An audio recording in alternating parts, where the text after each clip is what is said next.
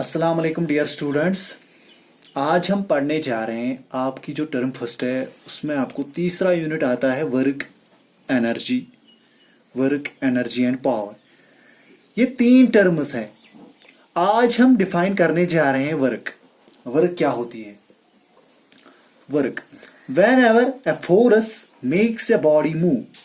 दपन ये हसा कुछ बॉडी पे करो फोर्स अप्लाई सा बॉडी हसा गई move then work is said to be done। तेल हसा वनो तम साथ गि work is said to be done यानी कि ये कुछ बॉडी पे फोर्स करो apply whenever a force makes a body move then work is said to be done। ये हसा कुछ बॉडी पे करो फोर्स अप्लाई सा बॉडी गि move then work is said to be done तम साथ हसा वनो कर अगर हसा इंसान जानवर मिसाल के तौर पर लाइक हॉर्स दपन यम तसा कर मगर यम हसा गजा खेवान गजा पे एनर्जी मिलान ये एनर्जी तेल हेकन कर एनर्जी तेल हेकन काम करने खतर हसा गई जरूरी एनर्जी सो एनर्जी कम हसा गजा खेवान तो इन मिलान एनर्जी तो हेकन कर अगर ये वर्क वो ऑर्डिनरी लैंग्वेज मज वन वर्क हसा गई एनी फिजिकल और mental activity but in physics it has almost one meaning. अगर ऑर्डिनरी लैंग्वेज मज वो फिजिक्स ऑर्डिनरी लैंग्वेज मज सही वर्क वन यह फिजिकल या मेंटल एक्टिविटी मगर फिजिक्स मज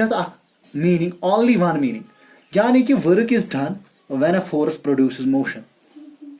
ये हसा वर्क हसा तम सात ये हसा फोर्स कर अप्लाई सो बॉडी यी पे मोशन मज तेल हसा वन ये सो मोशन मज अगर सो मोशन मज आय जान जो वर्क गम कह सो बॉडी मोशन मज तमे साथ हसा हेको वन work is done. For example train हसा ट्रेन अत हसा इंजन हेवान लम गो तम साथ वनो यह हसा गई इंजन हसा ट्रेन लमन तो ये ट्रेन हसा पकान। ब्याख एग्जांपल गुड़ हसा लमन टांगस यह मोशन मज। ब्याख एग्जांपल वो मोहनिव हसा खसान मकान हेड यह हेड खसान यह हसा कर तिक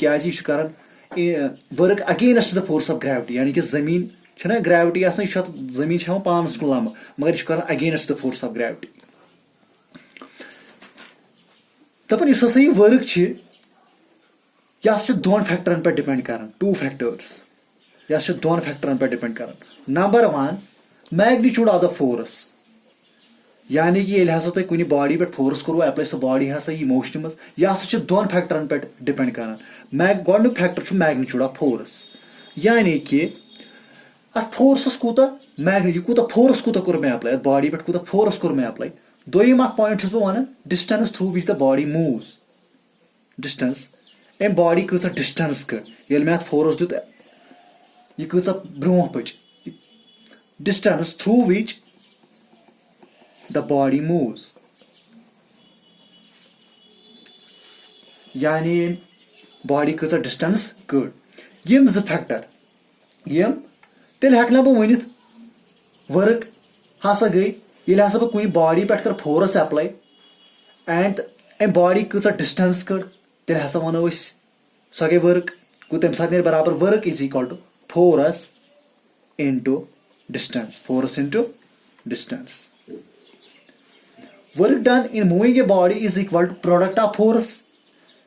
यानी कि बॉडी कूत फोर्स दित magnitude of force into distance अम बॉडी कच डिस्टेंस कर नोम जो पॉइंट रलत वन वर्क हसा बराबर फोर्स इंटू डिस्टेंस यानी कि वर्क बराबर force exerted on the body and the distance moved by the body अत बॉडी पे कूत फोर्स कोर मे अप्लाई अम बॉडी कच डिस्टेंस कर गो यह बराबर वर्कस गो वन तोर तुम फिक्र वर्क हसा बराबर फोर्स इंटू डिस्टेंस। अगर यह हसा बॉडी अत पे फोर्स एफ कर अप्लाई अत बॉडी पे फोर्स एफ कर अप्लाई यानी कि मैग्नीट्यूड यह बॉडी पकान डिस्टेंस एस तेल कत बराबर वर्क फोर्स इंटू यानी कि W is equal to F into S. ये रिलेशन हेको न्यूमेरिकल प्रॉब्लम सॉल्व कर वर्क पे कह बुक लेखन तेल डिस्टेंस बदल डिस्प्लेसमेंट तम सात फोर्स लेखन बराबर वर्क लेखन वर्क तम सात लेखन बराबर फोर्स इंटू डिस्प्लेसमेंट अत कुनी मीनिंग। अगर अस यूनिट ऑफ वर्क वो unit of work joule unit of work joule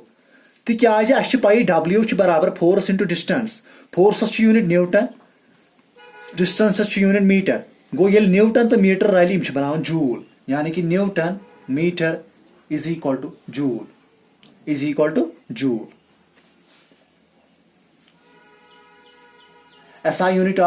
SI unit यानी कि